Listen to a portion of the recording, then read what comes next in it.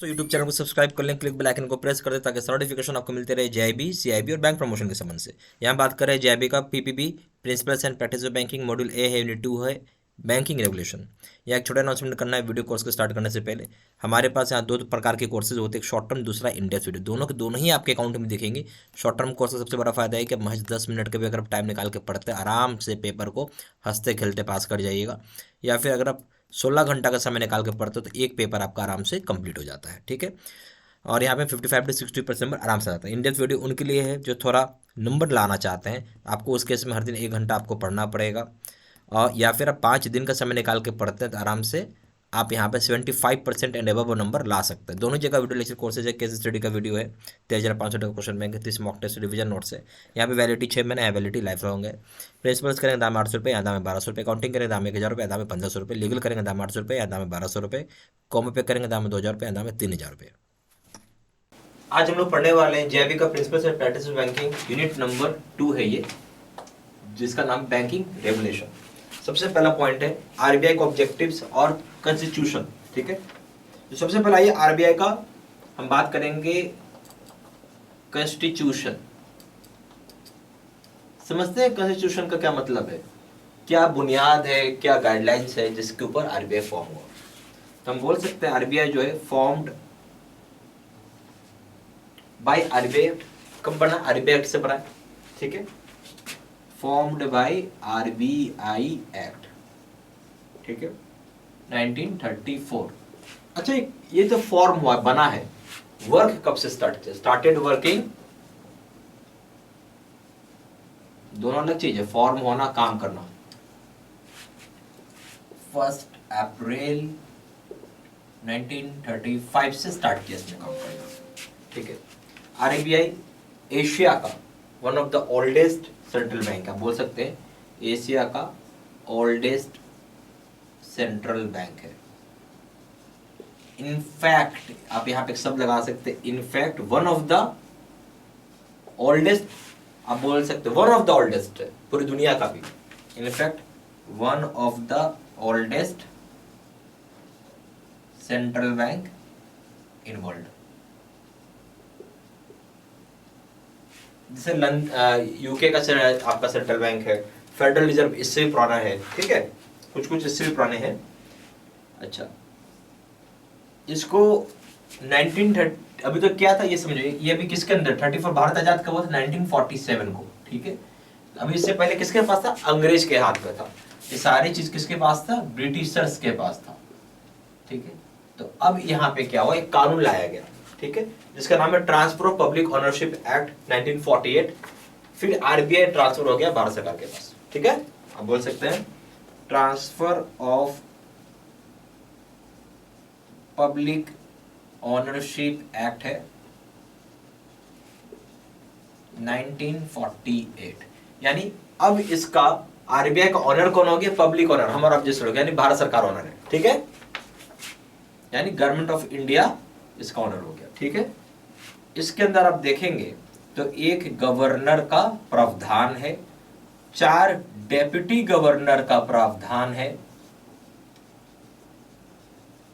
इसकी head office की अगर आप बात करेंगे तो वो हो जाएगा आपका मुंबई। ठीक है, ये सारी बात समझ गया। चलिए,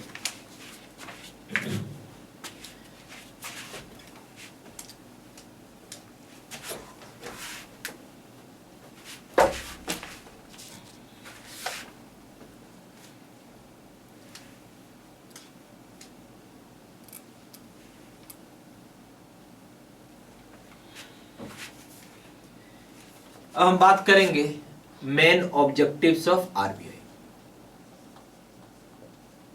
भाई आरबीआई की ऑब्जेक्टिव्स क्या है वो थोड़ा समझते हैं।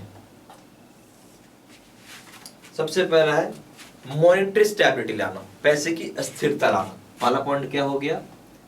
Monetary stability.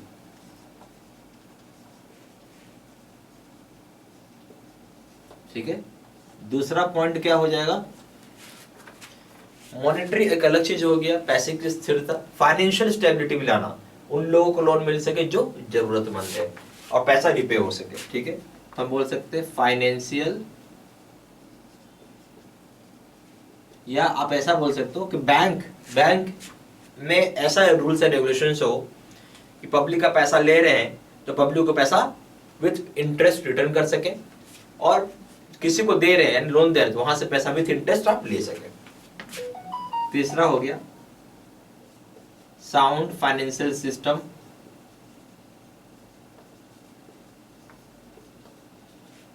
चौथा हो गया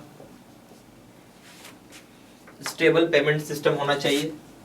साउंड फाइनेंस मतलब बैलेंस शीट काफी स्ट्रांग होनी चाहिए, ऐसा नहीं खाली लोन ही दे दिए हैं, ठीक है, या लोन डिफॉल्ट हो रहा है या खाली डिपॉजिट दे दिए, लोन कम है, मतलब सब कुछ बराबर होना चाहिए। चौथा स्टेबल पेमेंट सिस्टम होना चाहिए।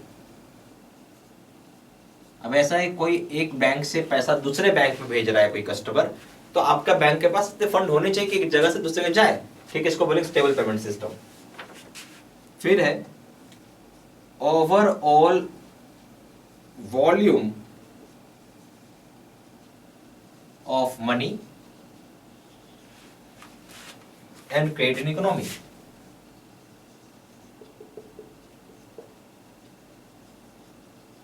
क्या बोलना चाहता हूं, ओवरऑल वॉल्यूम क्या हो जाएगी मनी की और क्रेडिट की इकोनॉमी में। मनी कितना मनी है पूरा इकोनॉमी में, पैसा कितना, लोन कितने को दिया हुआ है, क्रेडिट का मतलब हो गया लोन। फिर है credit allocation. Credit allocation by financial system, allocation bye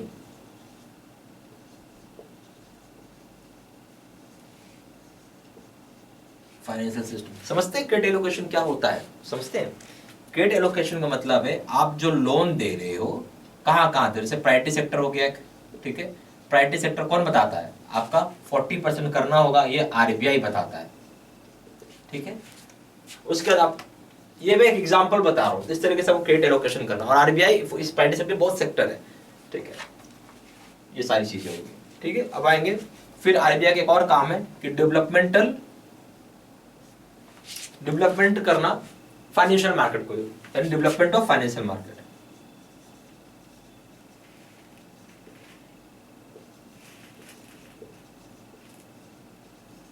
ये भी आरबीआई का काम है, ठीक है। तो सारा पॉइंट सब प्लीज लिखते चलिए। ये हो गया ऑब्जेक्टिव्स।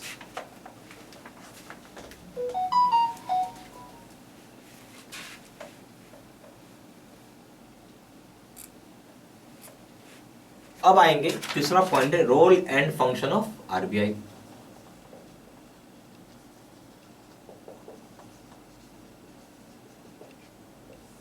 ठीक है, अब इसमें क्या बोलते हैं, सबसे पहला पॉइंट होगा मॉनेटरी ऑथोरिटी है। रोल एंड फंक्शन क्या हो जाएगा, इसके पास पैसा का ऑथोरिटी, यानी पैसा डिमोनेटाइज करने का पावर है, मोनेटाइज करने का पावर है, कितना रुपए का नोट निकालना, ये सारा हो जाएगा मॉनेटरी ऑथोरिटी का अंदर। मॉनेटरी ऑथोरिटी यानी यही भी बोल सकते हैं कि कौन सा नोट को बंद कर देना है, डिमोनेटाइज हो गया, तो कौन सा नोट को नया लाना है। दूसरा पॉइंट क्या हो जाएगा, करेंसी का इशूअर है, यानी इशूअर ऑफ करेंसी। करेंसी को इशू करता, कोई तो करेगा नहीं, ये पावर इसी के पास है, आरबीआई के पास है। तीसरा पॉइंट है भारत सरकार या राज्य सरकार, दोनों को बोले, भारत सरकार राज्य सरकार का ये डेप्ट मैनेजर है और बैंकर भी है, यानी बैंकर तो है ही एंड डेप्ट मैनेजर। डेप्ट मतलब क्या समझते हैं, लोन का मैनेजर है ये, किसका, to central government and state government, दोनों का है। चौथा पॉइंट बैंकर है, बैंकरों का भी बैंकर है, यानी बैंकर्स टू बैंक है।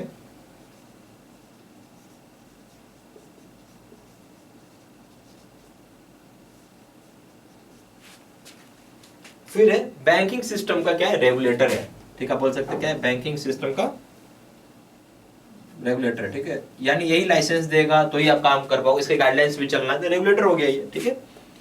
तो रेगुलेटर ऑफ बैंकिंग सिस्टम,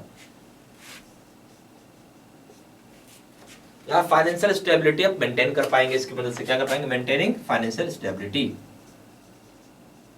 आपको फाइनेंशियल स्टेबिलिटी मेंटेन करने में हेल्प करता है।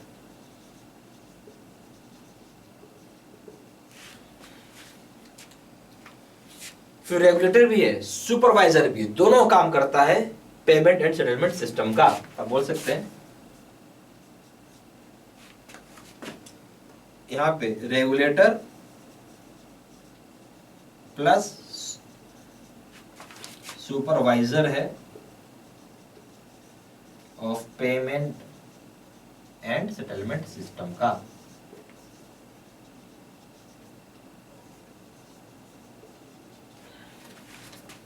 उसके बाद डेवलपमेंट रोल में भी रहता है। अब इसका मतलब समझते हैं।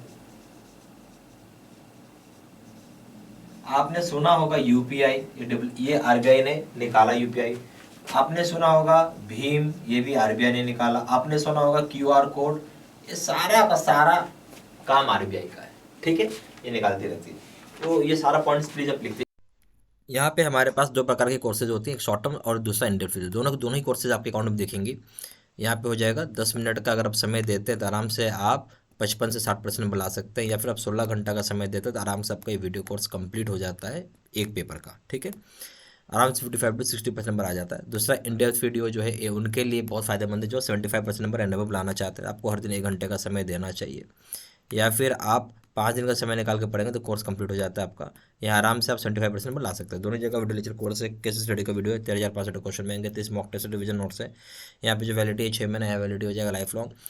प्रिंसिपल्स का रखते हैं दाम है 800 रुपये, दाम है 1200 रुपये, अकाउंटिंग करते दाम है 1000 रुपये, यहाँ दाम है 1500 रुपये, लीगल करते दाम है 800 रुपये, दाम है 1200 रुपये, कॉपी पे करेंगे दाम है 2000 रुपये, यहाँ दाम है 3000 रुपये।